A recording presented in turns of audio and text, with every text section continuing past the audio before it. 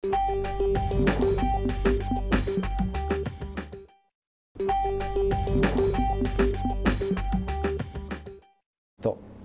esempio, ti faccio banalmente, nella mia piccola provincia, lunga provincia di Rovigo, che siamo in 250.000 abitanti, abbiamo 5 ospedali, 3 strutture pubbliche, 2 strutture private. Abbiamo 2 ASL, una dell'Alto Polesine con Rovigo compresa e una del Basso Polesine. Non possiamo più permettercela. Allora Zaia che abbia il coraggio di proporre una ricetta di un'offerta sanitaria all'altezza delle aspettative del Veneto e che vada a tagliare o a ridurre o ad accorpare sulle situazioni dove bisogna necessariamente metterci le mani, perché guarda, il fatto che a Verona ci sono molti politici del Veneto importanti e il fatto che sulle questioni della riduzione, chiamiamola invece di riduzione, ottimizzazione dell'offerta ospedaliera veronese, non ci si possa mettere le mani, te la dice lunga sul fatto che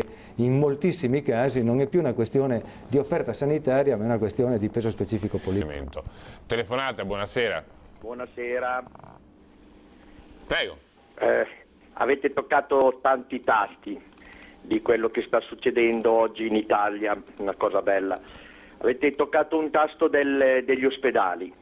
Lì c'è un politico che dovrebbe sapere molto bene come si fanno gli ospedali. Io sono un pensionato di un grosso ospedale qua della Riviera Ligure che si chiama il Santa Corona.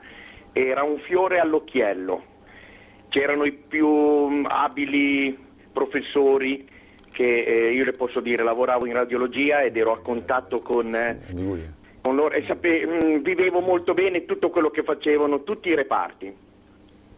Allora c'è un politico vicino a noi che si è messo in testa di fare un ospedale e ha fatto l'ospedale. Un altro politico si è messo in testa di fare in Valbormida un ospedale e hanno fatto un altro ospedale.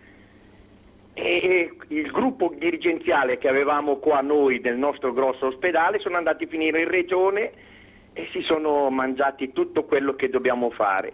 La rovina degli ospedali, per concludere, sono che c'è troppa politica senza testa e poi aver tolto gli incentivi ai medici e a tutto il personale e aver messo a riposo le suore.